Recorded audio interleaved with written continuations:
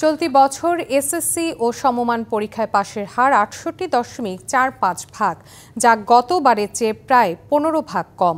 এবার জিপিএ 5 পেয়েছে ১,৩৯,০৩২ জন। দুপুর ২টায় একযোগে শিক্ষা বোর্ডগুলো তাদের ওয়েবসাইটে এই ফল প্রকাশ করে। এর মধ্যে কারিগরি শিক্ষা বোর্ডে পাশের হার ৭৩.৬৩%, আর মাদ্রাসা শিক্ষা বোর্ডে পাশ করেছে ৬৮.৯% শিক্ষার্থী। এবারও ছাত্রদের চেয়ে এগিয়ে ছাত্রীরা। মেয়েদের পাশের হার ৭১.৩% এবং ছেলেদের পাশের হার ৬৫.৮৮%। গতবার পাশের হার ছিল ৮৩.৪%। দুপুরে ঢাকা শিক্ষা বোর্ডে ফলাফল প্রকাশের পর তা নিয়ে ব্রিফিং করেন আন্তঃশিক্ষা বোর্ডের সভাপতি।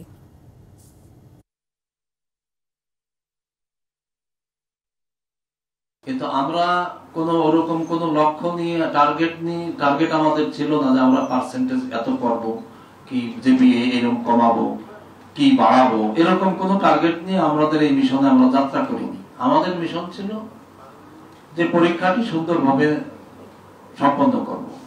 উত্তরপত্র মূল্যায়নে আমরা বলেছি যে আমাদের নির্দেশনা বিশেষ কোনো নাই। নির্দেশনা আপনারা শিক্ষক সঠিক পেলে যা প্রাপ্য তাই দিবেন,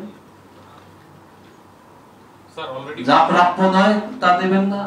এইভাবে অর্থাৎ মূল্যায়ন পর্বটিও যা হওয়ার যথাযথভাবে সম্পন্ন হয়ে আমাদের কাছে এই ফলাফলটি আমাদের কাছে এসেছে।